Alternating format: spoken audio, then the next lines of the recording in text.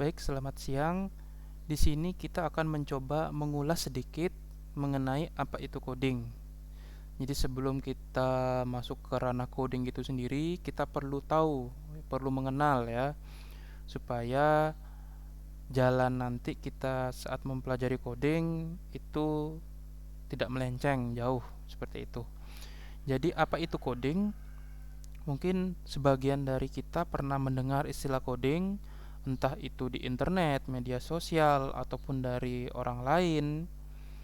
Bahkan Bapak Menteri Pendidikan kita, Pak Nadiem, dengan gagasan Merdeka Belajarnya, juga pernah mencanangkan pembelajaran coding supaya masuk ke dalam muatan pelajaran di sekolah. Itu artinya coding ini sangat penting bagi generasi muda. Jadi coding itu tidak hanya sekedar membuat aplikasi atau membuat program, melainkan ada manfaat lain yang didapatkan ketika kita mempelajari coding. Maka dari itu disinilah kita akan mencoba mengulas sedikit saja supaya kita lebih mengenal ya. Sebelum kita masuk ke istilah coding itu sendiri, bisa dilihat pada gambar di layar. Jadi di sini ada manusia ya, kita sendiri hidup berdampingan satu sama lainnya dalam berbagai aspek kehidupan ya. Baik itu komunikasi, informasi, baik dalam dunia ekonomi, politik, pendidikan, bisnis, hiburan, dan apapun itu. Kita tidak pernah terlepas dari aspek-aspek kehidupan itu. Dengan berkembangnya zaman sampai saat ini sudah memasuki yang namanya era teknologi 5.0 atau 5.0. Berarti sudah bukan 4.0 lagi ya. Di mana dalam kehidupan ini kehadiran teknologi itu adalah hal yang wajar. Bahkan di berbagai aspek kehidupan kita, misalkan di pendidikan atau di hiburan, kehadiran teknologi sangat dibutuhkan dalam membantu menunjang apa yang kita kerjakan. Contoh, di pendidikan misalkan selama pandemi ini kita tidak diperkenankan untuk belajar langsung di sekolah. Kita harus belajar dari rumah masing-masing. Itu artinya baik murid maupun guru sama-sama tidak bertemu secara langsung. Disinilah kehadiran teknologi dibutuhkan untuk membantu proses pembelajaran meskipun baik murid maupun guru tidak bertemu atau bertatap muka secara langsung. Itu artinya tidak ada satupun aspek kehidupan manusia yang tidak dimasuki oleh teknologi.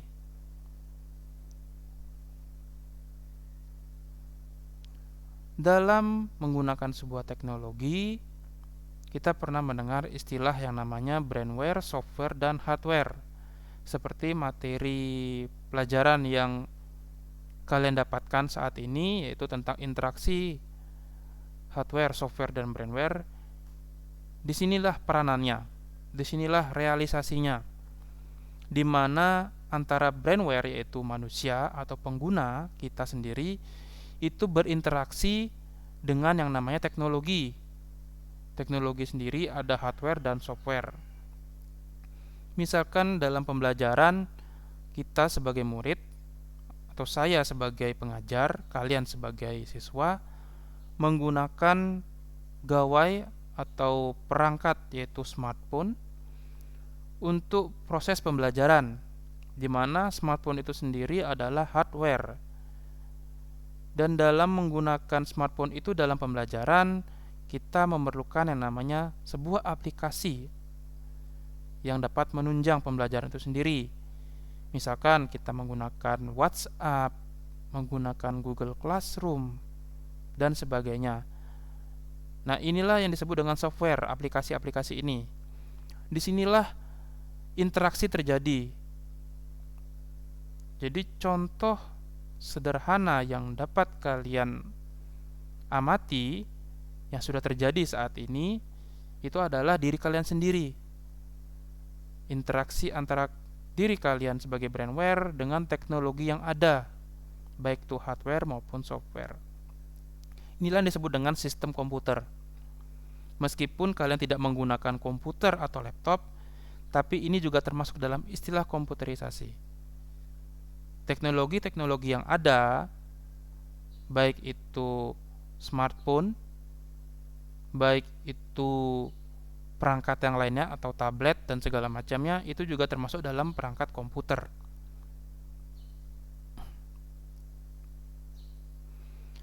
Kita masuk ke aplikasi maupun software.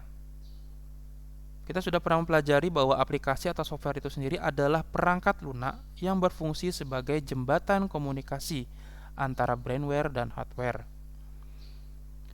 Kita sebagai pengguna tentu akan kesusahan dalam menggunakan yang namanya hardware, baik itu smartphone maupun komputer, jika tidak ada aplikasi di dalamnya. Bayangkan saja, kita punya handphone, kita punya smartphone, tetapi tidak ada aplikasi di dalamnya seperti Classroom atau Gmail, WhatsApp. Tentu akan kesusahan kita ya. Apalah fungsi dari hardware jika tidak ada softwarenya? Disinilah peranan aplikasi atau software itu sangat penting ya sebagai jembatan komunikasi. Lalu aplikasi dan software itu sendiri, bagaimana dia bisa ada? Siapa yang menciptakan? Disinilah kehadiran brandware lain. Ya, jadi brandware itu banyak. Kita sebagai pengguna teknologi juga bisa dikatakan sebagai brandware, tapi brandware pengguna biasa atau operator. Ada lagi brandware yang lain yang memang tugasnya atau fungsinya yaitu untuk menciptakan aplikasi atau software yang dapat membantu brandware pengguna dalam menggunakan teknologi. Nah, sekarang kita masuk ke dalam istilah coding sendiri. Coding sendiri adalah salah satu tindakan dari langkah-langkah pemrograman dengan menuliskan kode atau skrip dalam bahasa pemrograman. Jadi maksud dari coding ini adalah suatu kegiatan. Kegiatan apa? Kegiatan dalam menuliskan kode. Ya, jadi ini diambil dari bahasa Inggris ya, coding yaitu kode ditambahkan dengan verb ing ya, artinya melakukan suatu kegiatan ya. Dalam hal ini menulis kode. Jadi kode atau skrip yang ditulis dalam bahasa pemrograman tertentu untuk menciptakan suatu aplikasi atau software yang nantinya akan bisa digunakan dalam menunjang atau membantu brandware pengguna dalam menggunakan sebuah teknologi. Supaya skrip tersebut dapat dipahami oleh komputer, maka saat proses coding kamu harus mengikuti aturan sintaks yang berlaku. Jadi pada dasarnya, pada saat kita melakukan sebuah coding, itu sama saja seperti kita mencoba suatu komunikasi. Ya, kita ibaratkan bahwa kita dan komputer itu saling berkomunikasi. Dalam hal ini, teknologi komputer kita perintahkan untuk membantu pengguna lain dalam hal apapun itu.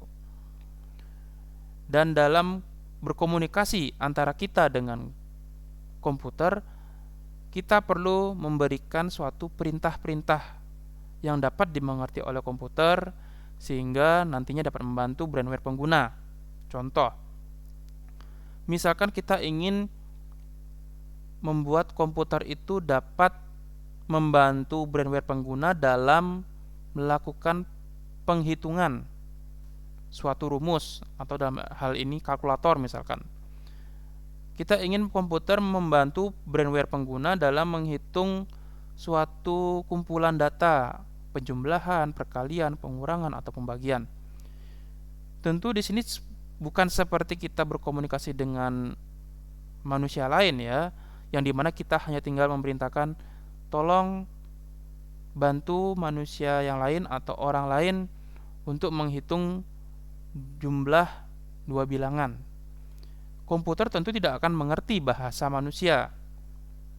Lalu bagaimana caranya? supaya komputer itu mengerti apa yang kita perintahkan, ya. Jadi bagaimana caranya kita bisa menerjemahkan dari bahasa manusia, bahasa kita sendiri, ke dalam bahasa komputer atau bahasa mesin, ya.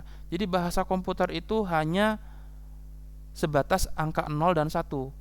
Istilahnya kode biner, ya. 0101 0001 seperti itu.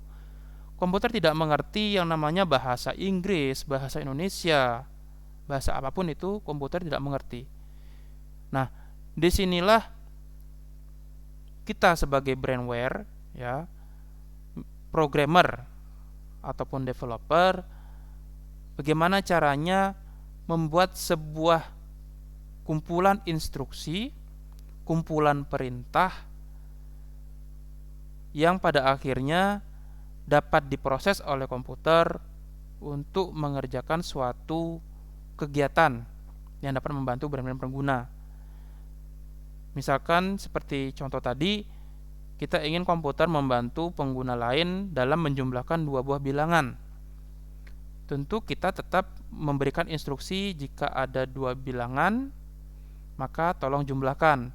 Tetapi bahasa yang sampai di komputer nanti bukan bahasa manusia, melainkan sudah diterjemahkan ke dalam bahasa komputer itu sendiri. Disinilah peranan coding.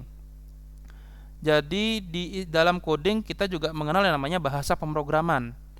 Bahasa pemrograman inilah yang menjadi jembatan antara bahasa manusia dengan bahasa komputer itu sendiri. Yang tadinya kita instruksikan jumlahkan dua bilangan dalam bahasa manusia, dengan bahasa pemrograman tertentu kita rubah bahasa manusia itu sehingga dapat dimengerti oleh komputer, sehingga komputer itu dapat mengerti bahwa kita ingin menjumlahkan dua buah bilangan. Disinilah peranan bahasa pemrograman itu sendiri. Untuk bisa mempelajari bahasa pemrograman, yang paling penting adalah kita harus mengetahui sintaks atau aturan dari bahasa pemrograman itu sendiri. Jadi kita belajar bahasa pemrograman itu sama seperti kita mempelajari bahasa manusia, entah itu bahasa Indonesia, bahasa Bali, bahasa asing aja. Misalkan bahasa Inggris atau bahasa Jepang, itu sama seperti itu.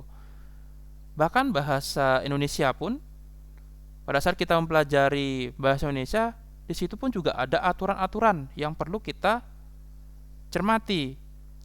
Ya, misalkan bagaimana bahasa itu atau kalimat itu benar mengandung SPOK, misalkan subjek, predikat, objek, ya, sama keterangan. Di dalam bahasa Inggris pun juga kita mengenal yang namanya tenses. Ya, ada simple past, ya, ada simple future, ada present tense, ya. Itu adalah aturan-aturan dalam suatu bahasa.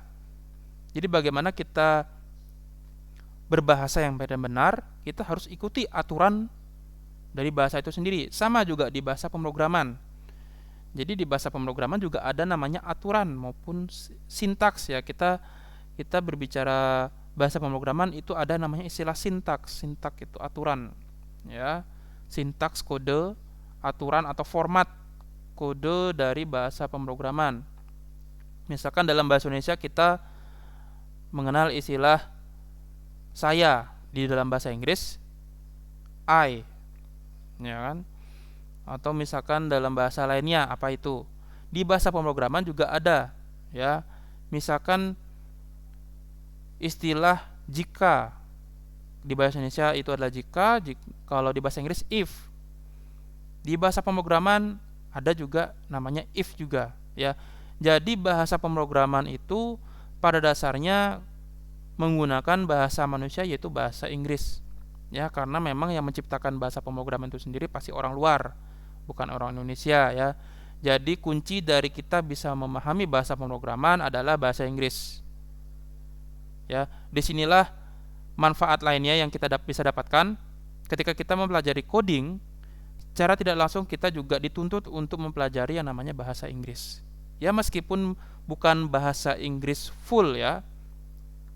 Karena di sini kita hanya membutuhkan kata-kata tertentu saja dalam bahasa Inggris yang memang digunakan sebagai salah satu bahasa pemrograman. Aturan sintaks sangat tergantung dari bahasa pemrograman yang kamu gunakan saat menulis skrip. Nah, jadi seperti layaknya bahasa manusia, baik bahasa Indonesia maupun bahasa Inggris memiliki aturan yang berbeda. Begitu juga dengan bahasa pemrograman. Antara bahasa pemrograman yang satu dengan lainnya juga memiliki aturan sintaks yang berbeda. Jadi ketika kita ingin mempelajari lebih dari satu bahasa pemrograman, maka di situ kita harus bisa membedakan mana aturan dari bahasa pemrograman A, mana aturan dari bahasa pemrograman yang B. Jangan sampai tercampur. Tapi bisa saya pastikan di sini antara aturan satu bahasa pemrograman dengan yang lainnya itu tidak akan jauh-jauh. Ya, jadi akan mirip-mirip. Jadi seperti itu. Ya, jadi ini istilah coding ini saya dapatkan dari sumber di coding.com. Mungkin ini juga sebagai referensi kalian nanti ketika mempelajari coding, mungkin bisa masuk ke dalam situs ini ya di coding.com. Di sana bisa kalian mempelajari bahasa pemrograman apapun itu, ya.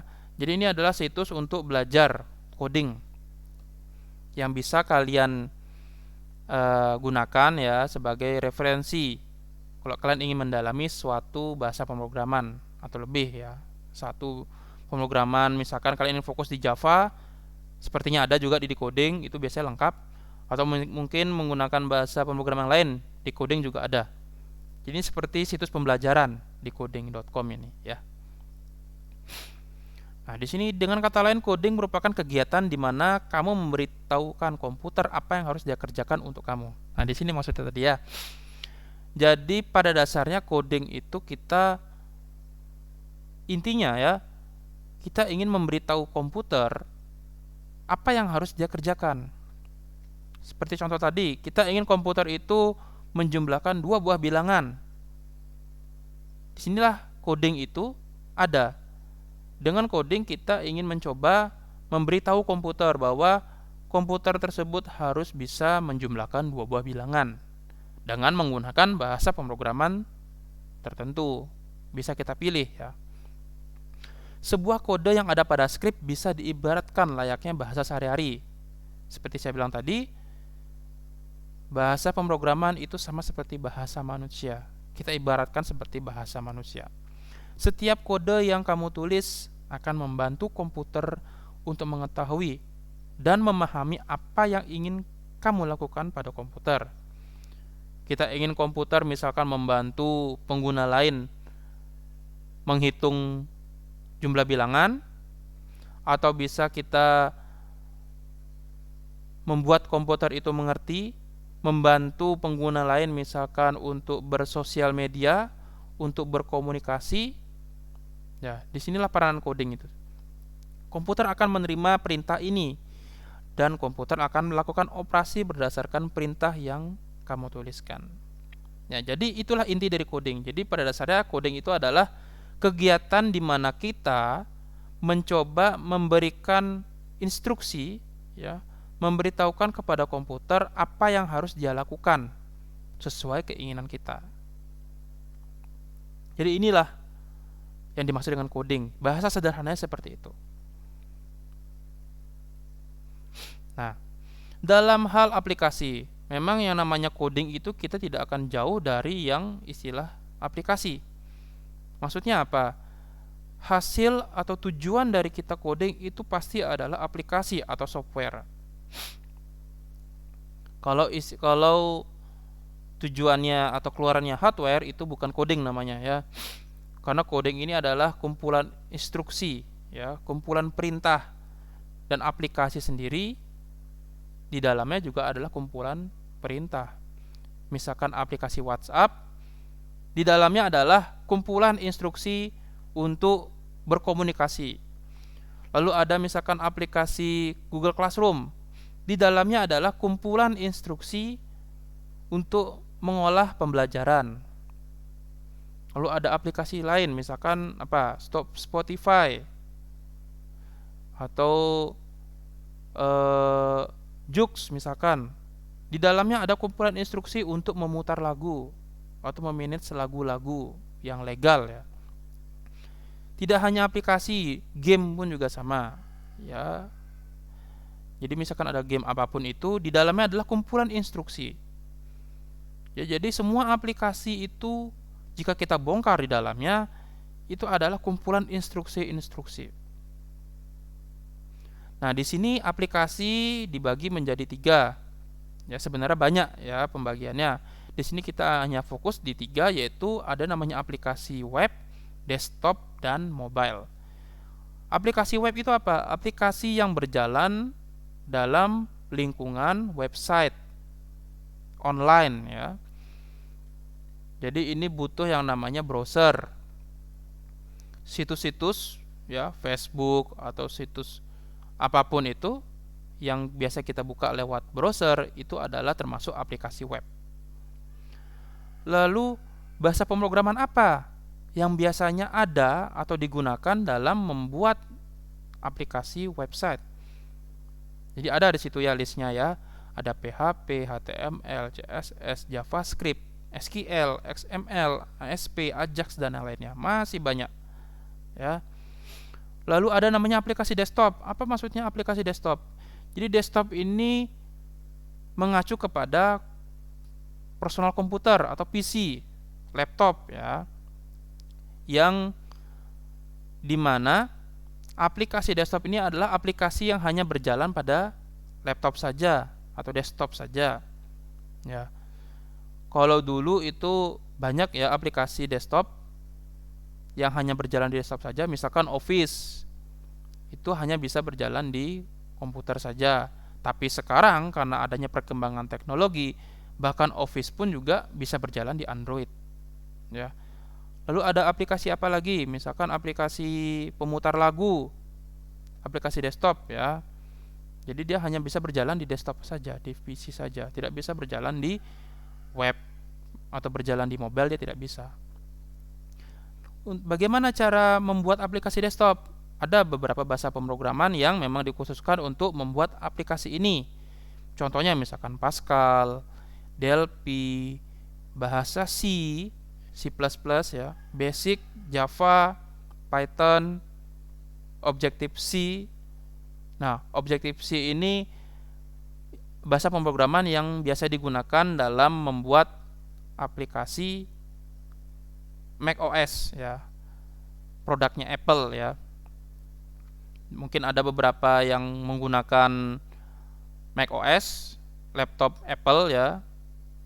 Jadi Objective-C ini bahasa pemrograman yang digunakan dalam membuat aplikasi itu. Lalu ada namanya aplikasi mobile. Mobile ya, yang bisa dibawa kemana-mana, dalam hal ini smartphone. Jadi ini adalah aplikasi yang berjalan di smartphone, entah itu Android atau iOS ya. Ada aplikasi-aplikasi yang memang dikhususkan untuk mobile ini ya, termasuk yang kita gunakan sekarang, misalkan yang menggunakan WhatsApp ya, kan itu aplikasi mobile. Lalu ada Instagram, Facebook. Itu di awalnya aplikasi-aplikasi yang berjalan di web, tapi karena adanya perkembangan teknologi, maka aplikasi-aplikasi yang awalnya di web atau aplikasi yang awalnya di desktop itu sekarang ada di versi mobilenya. Lalu apa bahasa pemrograman yang digunakan untuk membuat aplikasi mobile? Ada contohnya misalkan Java, Kotlin, Objective-C. Seperti saya bilang tadi, Objective-C itu khusus untuk yang aplikasi iOS atau macOS. Lalu ada HTML5 dan yang lainnya. Sebenarnya banyak bahasa pemrograman yang dapat digunakan dalam membuat aplikasi di berbagai kategori. Ya, jadi kita tidak perlu mempelajari semuanya sebenarnya, cukup yang ingin kita pelajari saja. Jadi seorang programmer itu tidak mesti harus menguasai semuanya. Maka dari itu seorang programmer dituntut untuk fokus ke dalam satu bahasa pemrograman. Bahasa pemrograman apa yang dipilih? Ya terserah.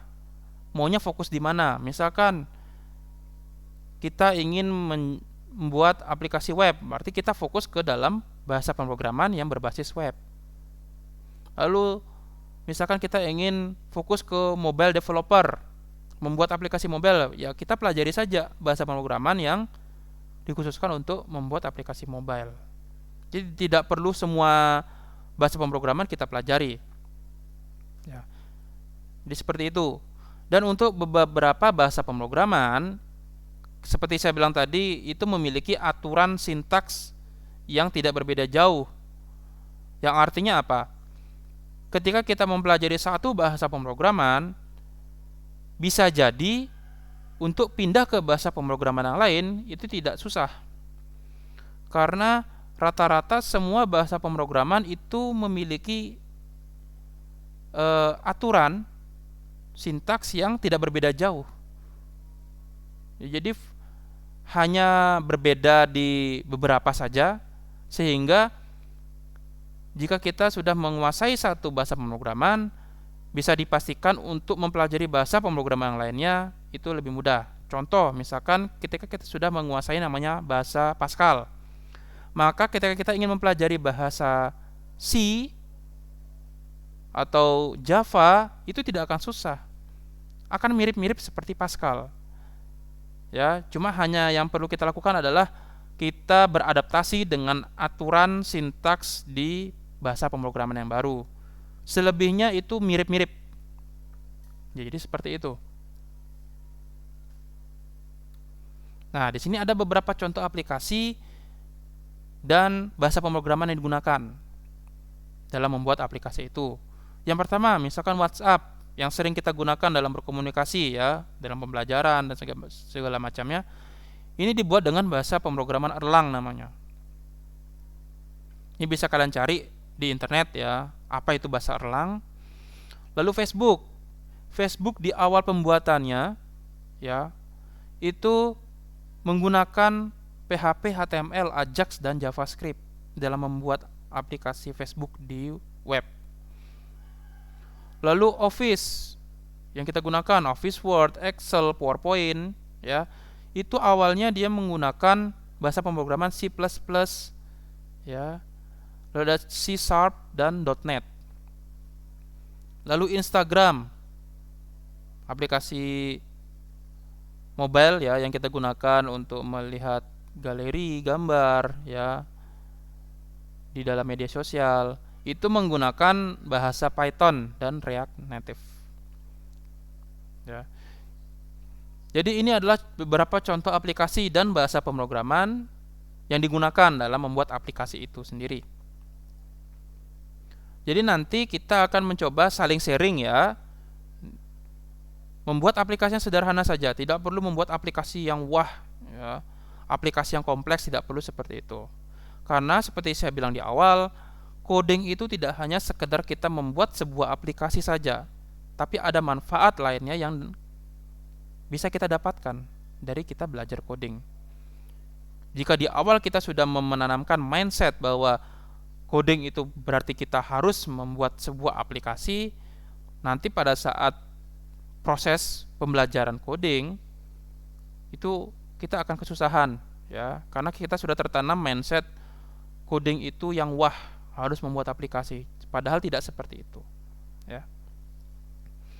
Nah, di sini ada istilah-istilah yang biasanya kita temukan dalam dunia pemrograman. Ada UI designer, UX designer, back end developer, front end developer, full stack developer, programmer, database analyst. Ini adalah beberapa macam jenis pekerjaan, ya, dari seseorang yang menguasai coding. Dan ini bisa kalian cari di internet apa yang dimaksud dengan beberapa istilah ini, ya. Misalkan programmer artinya orang yang membuat sebuah program, ya, itu yang istilah dasarnya, yang sederhananya. Full stack developer itu adalah seorang yang mendevelop, ya, atau menciptakan sebuah aplikasi maupun software mulai dari nol. Artinya semua tahapan-tahapan pembuatan program atau aplikasi itu digarap sendiri, ya. Artinya seseorang full stack developer itu dia diharuskan menguasai beberapa bahasa pemrograman, mulai dari awal pembuatan, awal pengkajian, Misalkan desainnya seperti apa di awal, sampai proses pembuatan, sampai proses pengujian aplikasi dilakukan oleh satu orang. Ini yang disebut dengan full stack developer. Lalu ada namanya back end developer dan front end developer. Ini adalah istilah oposisi ya, lawan kata dari full stack. Jika full stack kita menangani sendiri dari awal sampai akhir pembuatan program, di sini back end dan front end berbeda ya, dibedakan. Kalau back end developer berarti kita khusus untuk di bagian sisi belakangnya saja. Artinya kita bertanggung jawab dalam membuat aplikasi itu berjalan lancar pembuatan di awal. Lalu kalau front end itu yang bertanggung jawab di antarmukanya terhadap pengguna. Jadi antara back end developer dan front end developer itu saling bekerja sama satu sama lainnya. Lalu ada database analis, ya, menganalisis suatu database. Jadi ada aplikasi yang kompleks yang membutuhkan penyimpanan data, ya. Jadi database itu sendiri juga diperlukan seorang analis ya. Bagaimana database itu dapat menyimpan data secara optimal. Ini adalah salah satu pekerjaan yang ada dalam dunia pemrograman. Ada UI designer, jadi dia mendesain bagaimana user interface, bagaimana tampilan dari antarmuka aplikasi supaya bisa menarik, ya, supaya lebih estetik dan mudah digunakan. Lalu ada UX designer, ini bertanggung jawab ke user experience. Jadi bagaimana tampilan dari aplikasi itu dapat optimal digunakan oleh pengguna. Jadi bagaimana aplikasi itu dibuat tidak rumit, tidak kompleks. Mungkin dari segi menunya misalkan tidak terlalu banyak, simple saja. Yang penting pengguna itu dapat menggunakan aplikasi secara 100%. Ya, jadi ini adalah beberapa istilah dalam dunia pemrograman. Nah, kita dalam belajar coding ini kita kesampingkan dulu ya, karena ini sudah ke dalam ranah pekerjaan nantinya ya. Mungkin nanti setelah kita mendalami, misalkan fokus dalam mendalami suatu bahasa pemrograman, untuk kedepannya misalkan ada yang ingin melanjutkan misalkan ke universitas untuk menjadi seorang programmer, disitulah baru kita menentukan kita ingin menjadi yang apa, full stack developer kah, programmer kah, front end developer atau UI designer, terserah. Jadi di sini kita hanya membahas coding secara sederhana saja. Lalu apa sih manfaat belajar coding? Nah, seperti saya bilang tadi bahwa coding itu tidak hanya sekedar membuat aplikasi atau software. Ada manfaat lain yang bisa kita dapatkan dari kita belajar coding. Tadi sudah kita sebutkan, ya. Dengan kita belajar coding, secara tidak langsung kita juga akan belajar bahasa Inggris. Karena dasar dari bahasa pemrograman itu adalah bahasa Inggris. Lalu di sini ada mampu berpikir logis dan sistematis. Jadi coding itu dari definisi yang kita baca tadi ya di sumber di coding.com, bahwa coding itu adalah suatu kegiatan untuk menulis skrip atau kode, di mana kode-kode ini adalah suatu perintah instruksi yang membuat komputer paham apa yang kita inginkan. Misalkan tadi kita ingin komputer bisa menjumlahkan dua buah bilangan. Tentu dalam memberitahu komputer untuk memproses jumlah dua bilangan, kita akan mengajari komputer itu sendiri langkah per langkah bagaimana caranya menjumlahkan dua bilangan. Misalkan pertama cari dulu bilangan pertamanya apa, kedua bilangan keduanya apa. Lalu setelah bilangan pertama dan bilangan kedua diisi atau sudah ada, maka lakukan penjumlahan. Setelah itu hasil dari penjumlahan ditampilkan. Nah, jadi dengan kita menjabarkan instruksi-instruksi itu, secara tidak langsung kita mencoba berpikir secara logis dan sistematis. siasat. Jadi ini seperti misalkan kita belajar memasak ya. Bagaimana cara membuat nasi goreng misalkan? Tentu yang pertama kita lakukan adalah kita mengumpulkan bahan dulu. Ketika bahan-bahan sudah terkumpul, apa yang kita lakukan?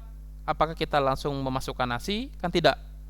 Tentu yang pertama kita misalkan panaskan minyak dulu di dalam wajan. Lalu yang kedua misalkan kita oseng-oseng dulu misalkan telur atau sayuran atau daging. Lalu kita masukkan bumbu-bumbunya dulu. Setelah itu baru masukkan nasi, baru kita goreng semuanya. Nah, jadi langkah per langkah. Kita dalam memberikan instruksi di coding nanti itu tidak langsung memberikan instruksi semuanya, tapi kita harus membuat itu sistematis, runut ya, langkah per langkah. Karena komputer itu melakukan instruksi juga berurutan. Ya. Ketika kita memberikan 5 buah instruksi, maka kita harus membuat komputer itu melakukan instruksi secara berurutan dari instruksi pertama, setelah selesai instruksi kedua, dan seterusnya sampai instruksi terakhir. Disitulah membuat coding yang benar seperti itu ya. Lalu manfaat berikutnya adalah asah kreativitas. Kita dalam membuat aplikasi ya, dalam coding itu pasti kita ingin membuat aplikasi yang sesuai keinginan kita. Misalkan tadi kita ingin membuat aplikasi atau menginstruksikan komputer dalam menjumlahkan bilangan. Oh, saya tidak ingin menjumlahkan bilangan saja. Saya ingin komputer juga bisa mengurangi bilangan, mengalihkan, dan membagi. Disitulah kita bisa mengasah kreativitas. Bagaimana kita membuat aplikasi yang awalnya hanya ruang lingkupnya kecil menjadi yang besar.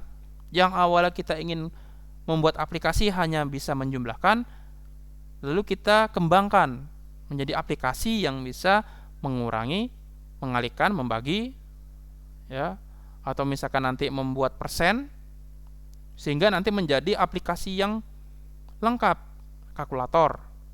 Ya, jadi seperti itu. Jadi mengasah kreativitas kita dalam membuat aplikasi. Lalu yang ketiga, melatih kemampuan problem solving. Nah, pada dasarnya kita melakukan coding itu adalah kita bagaimana caranya menyelesaikan suatu masalah. Jadi dalam membuat coding, dalam membuat instruksi, tentu kita tidak akan langsung jadi aplikasi atau coding yang kita buat. Tentu pasti akan ada error-error atau kesalahan-kesalahan yang ditemukan nantinya. Itu adalah hal yang wajar. Seseorang yang membuat suatu program atau mengcoding itu ada yang namanya istilah trial and error. Artinya apa? Sekali buat kita tidak bisa langsung jadi. Tentu kita harus mencoba. Misalkan kita buat aplikasi, kita coba dulu. Apakah aplikasi itu berjalan dengan semestinya? Apakah tidak ada error? Ketika ada error, kita perbaiki lagi. Setelah kita perbaiki, kita coba lagi. Ya, jadi istilah trial and error itu adalah hal yang wajar dalam dunia coding. Jadi pada saat coding nanti jangan kaget.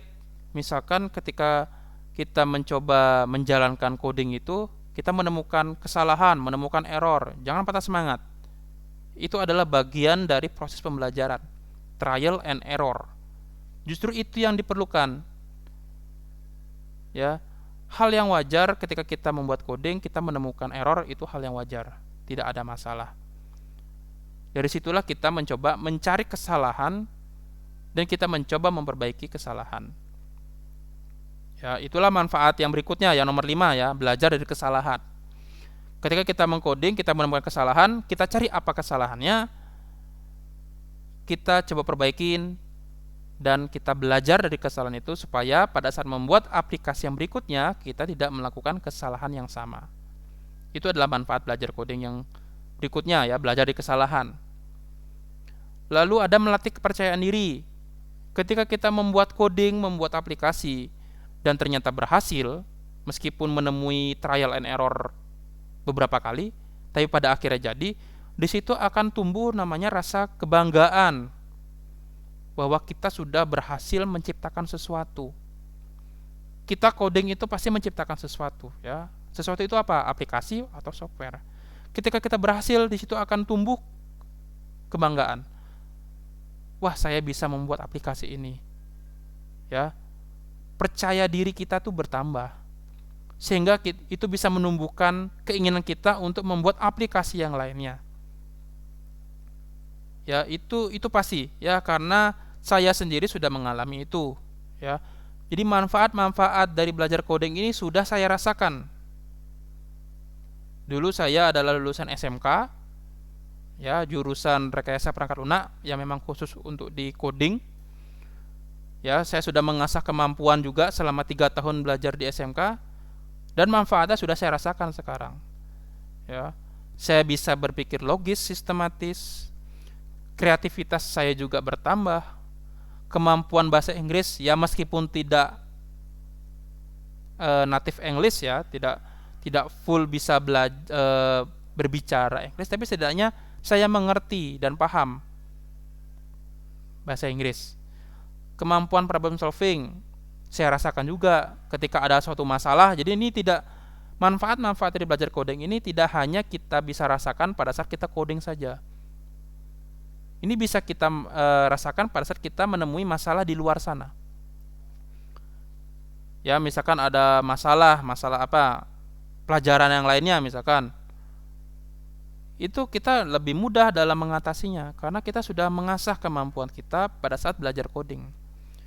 Kepercayaan diri tentu lebih bertambah, ya. Sudah kita asah kepercayaan diri kita. Lalu belajar dari kesalahan. Karena kita sudah menemui banyak kesalahan pada saat sebelumnya melakukan coding, tentu di coding berikutnya kita merasa percaya diri, ya, belajar supaya tidak ada masalah lagi yang kita temukan di kemudian hari. Ya, jadi ini manfaat-manfaatnya. Jadi pada saat kita belajar coding, jangan tanamkan mindset bahwa kita harus bisa menciptakan aplikasi. Tidak. Yang lebih sederhana, pada saat kita belajar coding, kita mencoba untuk membuka manfaat-manfaat ini, ya. Ya.